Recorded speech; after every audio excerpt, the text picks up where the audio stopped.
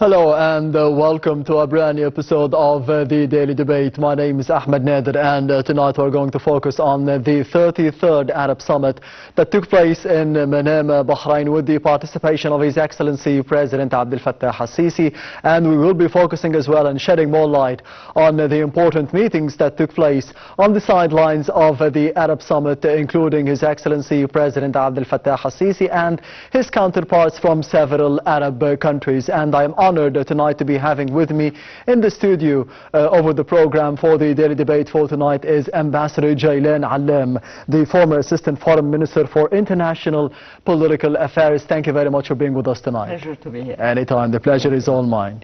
We will be starting straight away with the main top story for today, which took place on Thursday in Manama, addressing the inaugural session of the 33rd Arab Summit in Manama, Bahrain. President Abdel Fattah al-Sisi reiterated that the summit was being held in a critical moment and historical circumstances in which the Middle East region was going through.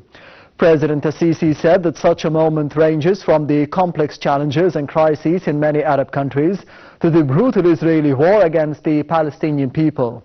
The head of state further reiterated that this defining moment was imposed on all the concerned parties and that it was the choice between two paths: the path of peace, stability and hope, or the path of chaos and destruction, which was promoted by the continuing military escalation in the Gaza Strip. President al-Sisi noted that history would pause for a long time on that war to record a great tragedy of intensification of killing, revenge and siege of the entire people. This is in addition to starvation, terrorism and the forced displacement of the Palestinians amid the regrettable inability of the international community with all its active forces and institutions. The head of state stressed that the children of Gaza who were killed, orphaned, their rights would remain a drawn sword over the conscience of humanity until justice was enforced through the relevant mechanisms of the international law. President al-Sisi said that while Egypt engages with the brotherly countries in serious and desperate attempts to save the region from falling into chaos and destruction, there was no real international or political will to end the Israeli occupation of the Palestinian territories and address the roots of the conflict through a two-state solution. He reiterated that Egypt would maintain its firm position of rejecting trials to liquidate the Palestinian cause and as well as a forced displacement of Palestinians and making life impossible in the Gaza Strip with the aim of evacuating the land of Palestine of its people. And regarding the meetings that took place on the sidelines of the 33rd Arab Summit in Bahrain, President Abdel Fattah al-Sisi met with the Palestinian President Mahmoud Abbas. Presidential spokesman Ahmed Fahmy said that President al-Sisi expressed Egypt's full support to the Palestinian leadership in facing pressures it was exposed to. The President further expressed the Egyptian appreciation for the efforts exerted by the Palestinian National Authority to push forward the international community in order to shoulder its responsibility in confronting the Israeli aggression on Gaza. The head of state also stressed the Egyptian rejection of the Israeli war on the Gaza Strip, which has aggravated the negative repercussions due to the military operations in Rafah. President al-Sisi reviewed the Egyptian intensifying efforts to form a serious international position regarding the Israeli procedures, as well as the country's measures to stop the Israeli aggression on Gaza and de-escalate the humanitarian situation inside the Strip, as well as reaching sufficient humanitarian aid there to save its people.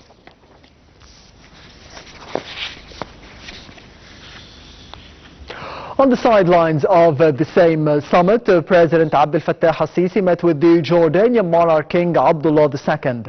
Presidential spokesman Ahmed Fahmy said that the meeting tackled the means to enhance the cooperation between the two countries in accordance with the aspirations of their peoples towards stability and development as well.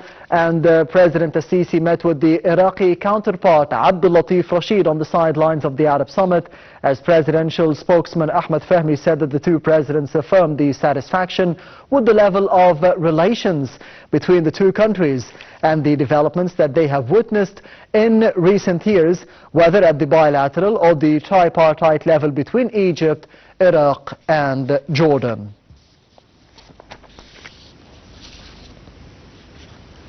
We will be heading to the first report of the daily debate for tonight, which focuses on the Egyptian rejection of the Israeli distortion of the facts regarding the Palestinian cause. We will be having more details and more statements by the Foreign Minister Sameh Shoukry in the upcoming report. Stay tuned. Foreign Minister Sameh Shoukry affirmed Egypt's categorical rejection of the Israeli policy of distorting the facts and disavowing responsibility, stressing that Israel is solely responsible for the humanitarian catastrophe endured by the Palestinians in the Gaza Strip. Shoukry's remarks came following the statements of the Israeli Foreign Minister demanding the reopening of the Rafah border crossing and holding Egypt responsible for preventing a humanitarian crisis in the Gaza Strip. Shoukry stressed that Israeli military operations in Rafah and the subsequent control over the Palestinian side of the crossing, along with the resulting threats to the lives of relief workers and truck drivers, are the main reason for the difficulty in delivering aid through the crossing. According to the Foreign Ministry's official statement, Shoukry strongly denounced the desperate attempts of the Israeli side to hold Egypt responsible for the unprecedented humanitarian crisis facing the Gaza Strip. This crisis has resulted from the indiscriminate Israeli aggression against the Palestinians for over 7 months, in which more than 35,000 citizens have been killed, most of whom were women and children. Furthermore, the top Egyptian diplomat called on Israel to fulfill its legal responsibility as the occupying power by allowing aid entry through the land crossings under its control. Meanwhile, Egypt has informed Israel of the risks of persisting in blocking humanitarian aid from entering the Gaza Strip.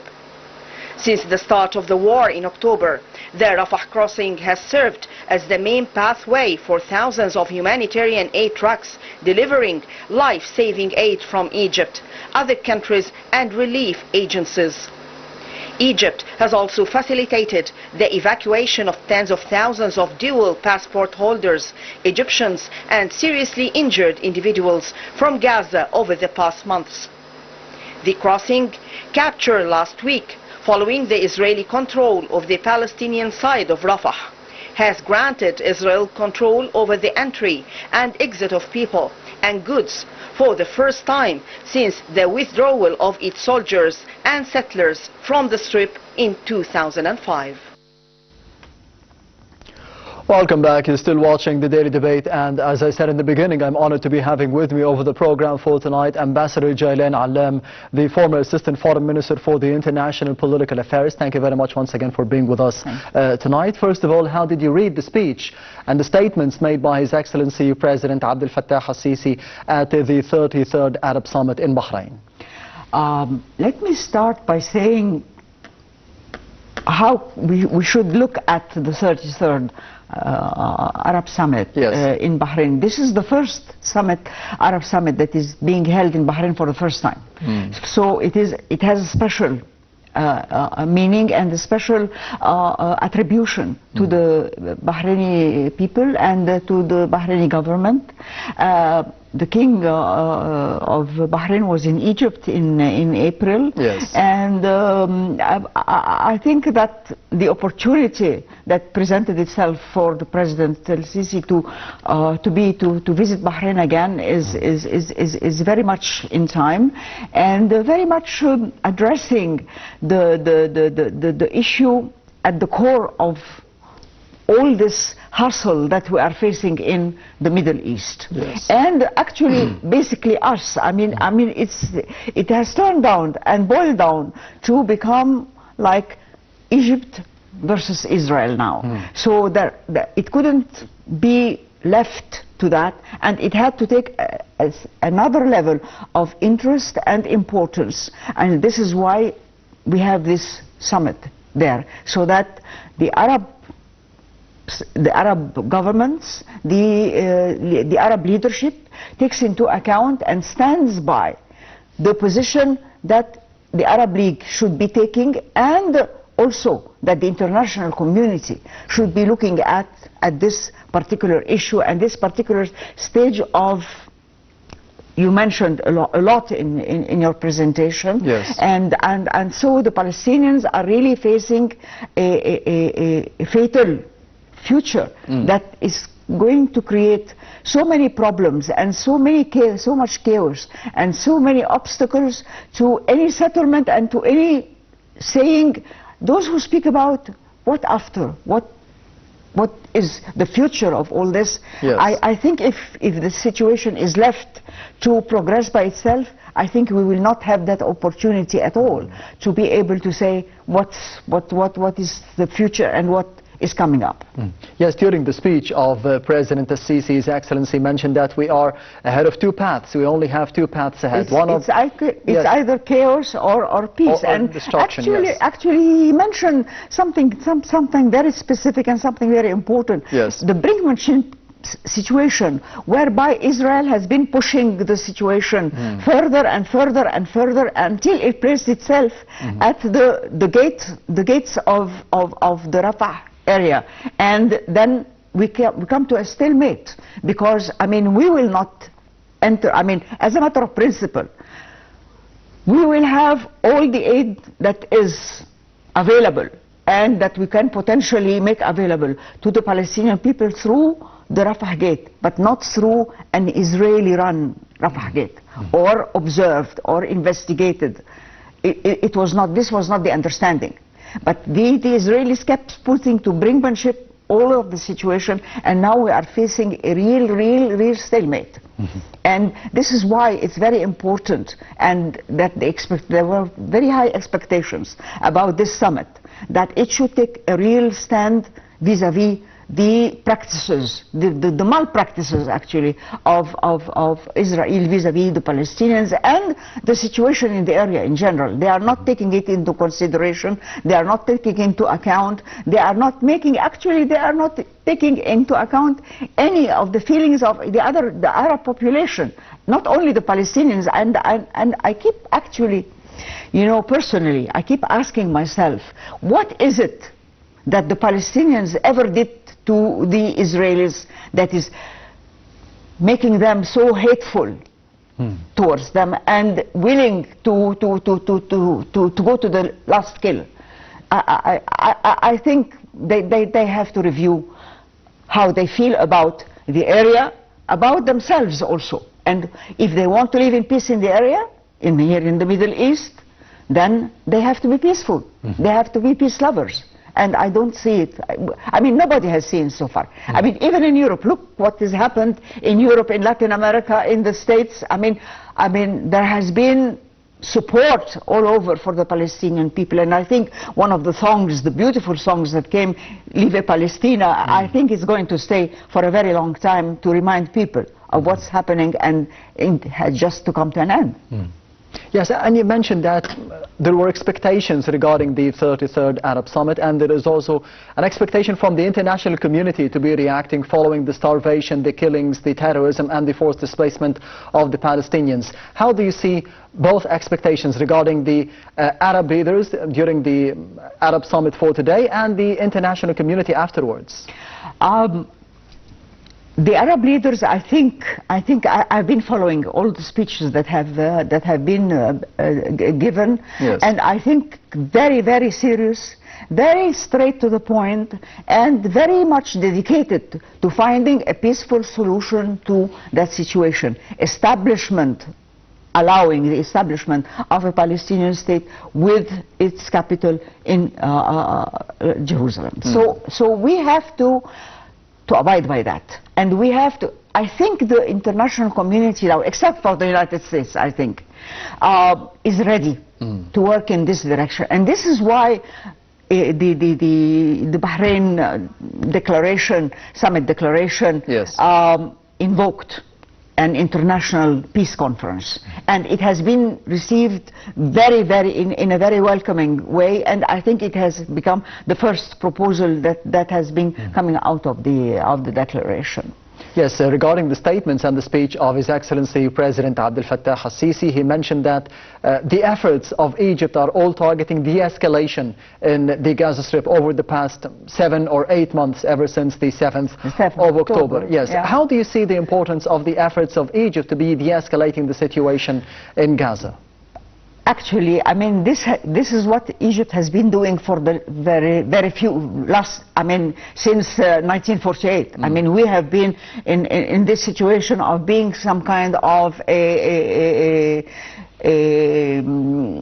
carrier, the major carrier for the Palestinian issue. Yes. I think we have been through 4 wars because of Palestine. I think we have been taking a lot from Israel during different phases and in different ways, or trying to. And we have had summits, we have had meetings, we have had committees, we have had. Then I think there is something that is very typical to the time that President Sisi headed the country. It's summit diplomacy. I mean, he depends on that very much, and it proved to be very effective, and it led to constructive decisions. And I think that what he is trying to convey, that there must be a limit to it. There must be an end to that. It cannot continue, and we cannot allow Israel to continue on this kind of steadfast pushing away of establishment, and abiding by the international community resolutions, abiding by the international law, international humanitarian law. I think he's trying to push the international community to do that, and I think he has succeeded to a great extent in awakening the resolve of the countries to do that. And I think that if we have a very serious and tedious international, very well prepared and very well lobbied international peace conference, I think it might, and I think that the international community is ready to accept the Palestinian state. The only 2, or well, there are 9 actually. Yes. But the major 2 who are opposed to it is unfortunately the United States, a country that has always advocated peace and human rights and security, and Israel, who claims to be the only democracy in the area. I'm not so sure, watching television for the last few years, and certainly since the 7th of October, that this is the actions of a democracy at all. Yes, on the political level, how did you see the role of Egypt mediating between Hamas and Israel, of course, over the past few months, as things have escalated and things have developed regarding a truce? Do you think that this will be attainable in the near future? Well, this is not a very easy answer. There is no easy answer, yes, or straight answer or clear answer to that, because I mean, Israel keeps changing its modus operandi, and Hamas is in a situation whereby it has to follow very closely the movements of Israel, so that it is there actually. I mean, they have been trying. They say we will have to end and kill and make it disappear. Yes. It hasn't disappeared, so they have to live with the fact that it is there. And they have to live with the fact that they will have, at a certain point, to sit and negotiate with them, either through mediators or directly. But the result of it is that they are talking to each other. Yes. Now, I think that one of the areas where we are become aware that it might take much too long than it was expected, because we have been in this for some time now. So this is why I think that in preparation for the international peace conference, I think this kind of discussions will have to resume, and to resume with the target to achieve something to be presented to the conference to adopt. And I think it is time for Israel to democratic state, to have new elections, new leadership, less aggressive, less right-handed, right-winged, and peace inclined, at least. If I will not say peace loved, but because I mean it's very difficult to see this is happening with the Israelis, but at least peace inclined, because they will not survive without peace. Yes, Ambassador Jilan Allam, allow me to be going to the other report of the daily debate for tonight, which focuses on the response of the Arab League regarding the adoption of a two-state solution following the United Nations General Assembly decision over the past week. We will be having more details regarding such a report in the upcoming segments. Stay tuned. Secretary General of the Arab League, AL, Ahmed Abul Ghait, said that countries advocating for the two-state solution for Israel-Palestine must expedite their efforts to translate this vision into reality. Abul Ghait's comment comes 24 hours after the UN General Assembly, the UNGA, voted by a more than two-thirds majority for the draft resolution granting more rights to Palestine and urging the UN Security Council to reconsider Palestine's bid to become the 94th member of the UN. In a statement, the AL chief said the UNGA vote in favor of Palestine's UN membership vividly reflects the global consensus and international public opinion on the Palestinian cause. He added, the General Assembly's voice was resolute and unmistakable, making it challenging for any party to disregard its significance or turn a blind eye to it. He stressed that the recognition of the Palestinian state and its attainment of full membership in the United Nations are crucial steps towards the two-state goal. The recognition of Palestine sends a vital message of support to the Palestinians who are enduring a grave tragedy, he added. The UNGA resolution would expand the rights of Palestine in the United Nations, including the right to introduce and co-sponsor proposals within the UN General Assembly, but falls short of granting it full membership rights in voting. Palestine currently holds observer status in the international body, would be able to sit among member states and raise procedural motions among other rights. The UN General Assembly endorsed resolution is expected to be submitted for a vote by the UN Security Council per UN regulations. The representative of Israel at the UN denounced the international body for considering the admission of Palestine to the international body as a shameful flouting of the UN Charter. The Arab League said in its statement that the Israeli response at the UN reflects the occupying state's true stance on the international system's rules, the United Nations and its norms and laws. The AL also stressed the importance of sustaining diplomatic pressure to expose parties that continue to provide political cover for Israel within the United Nations, particularly within the Security Council.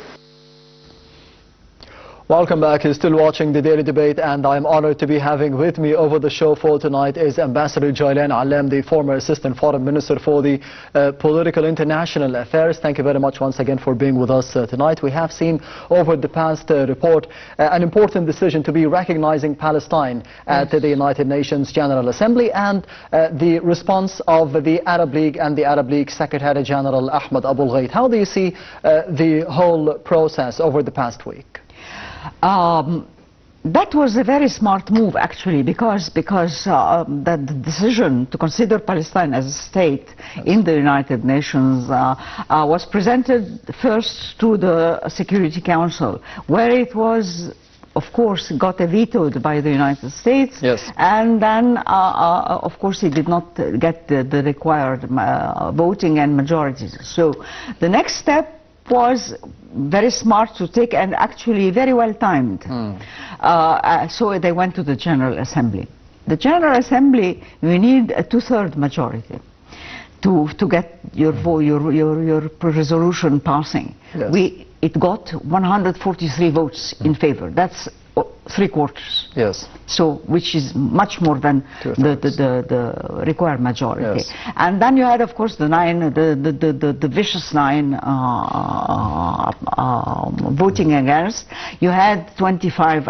You had the 20 abstaining, 25, and then 16 did not vote at all. Did not attend actually, or attended and didn't vote. Yes. So that makes 100 the whole community of 193, which means that Palestine, the state of Palestine, will become the member number 194 in the membership of the United Nations.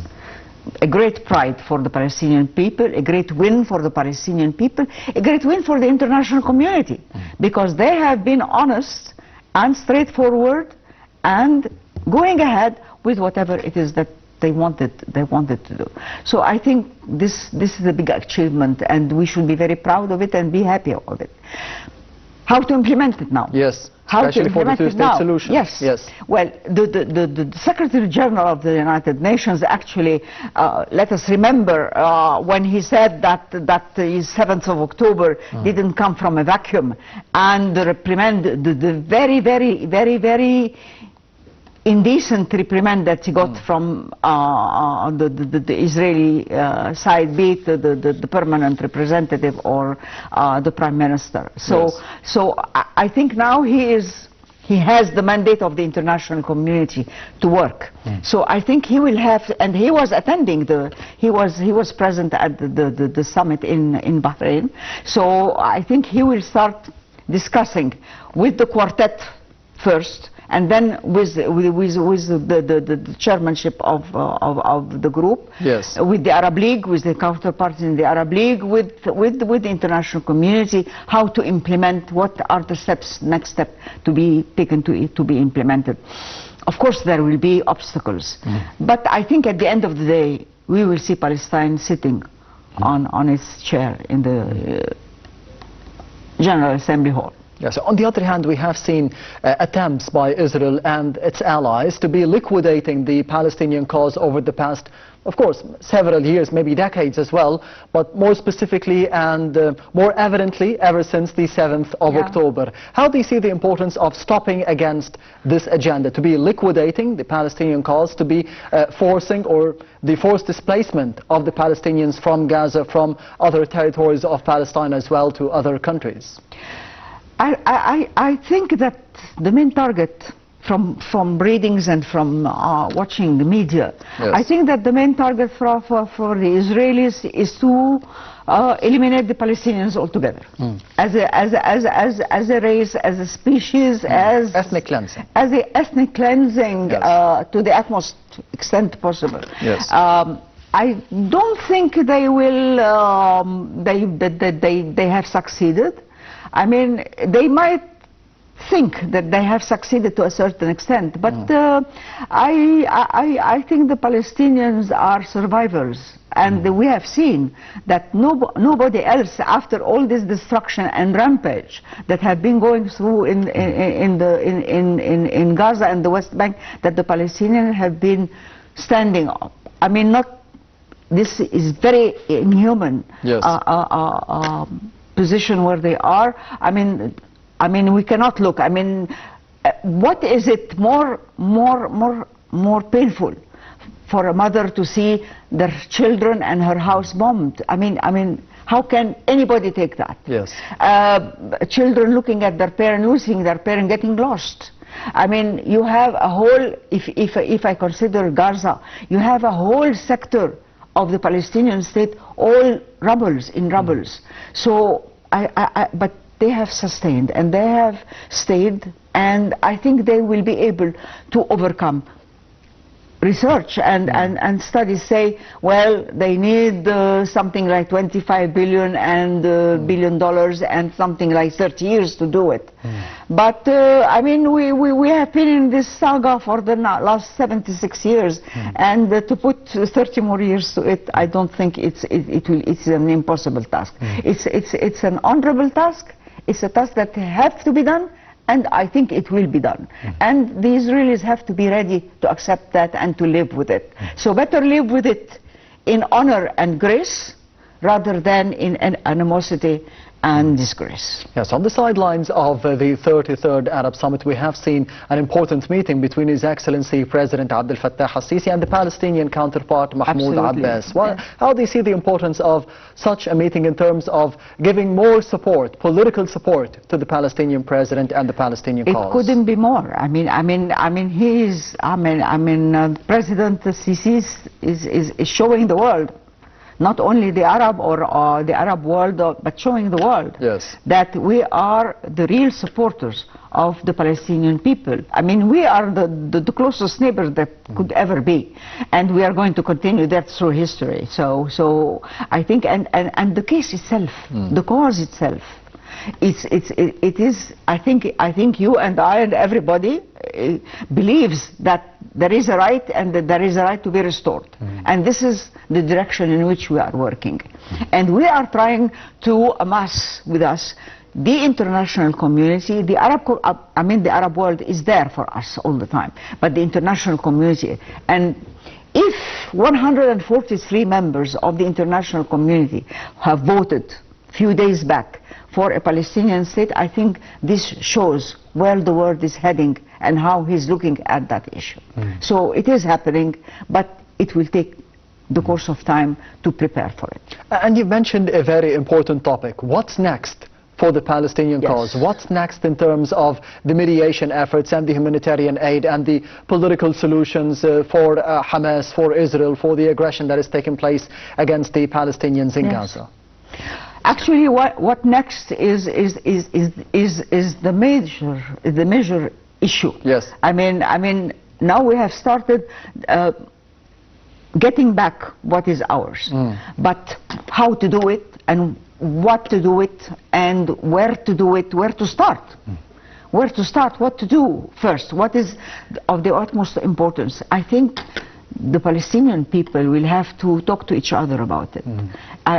And I do like very much, you know, what the President Abbas said, that, you know, it is up to the Palestinians to decide how their future will be. But here we have to mention and to be sure that all the parties in the Palestinian spectrum are talking to each other, so that they can start on a fresh ground, on a peaceful and understanding and on a compromising ground. I mean, there is no absolute solution for anything, but I mean we should expect a lot of compromises, and I think that President Abbas and the Palestinians will have to be ready for that, accept it and work through it.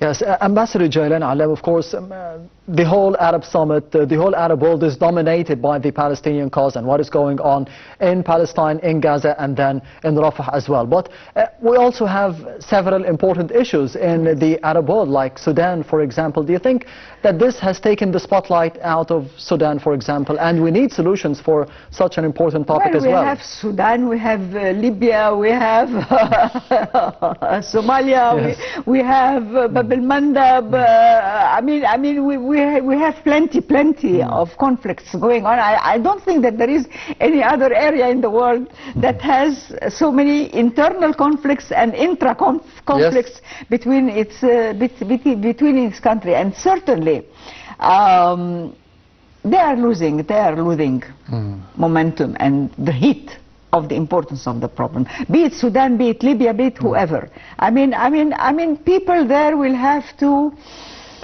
express themselves and start working. And here comes, I think, the Arab League can play a very, very vital and important role in kind of dissecting all these problems and bringing the parties to discuss and having different groups looking after after these discussions, I think it is time. I mean, we should take example in the Palestinian cause. It has taken so many decades, but still at the end of the day, it had to be discussed and resolved.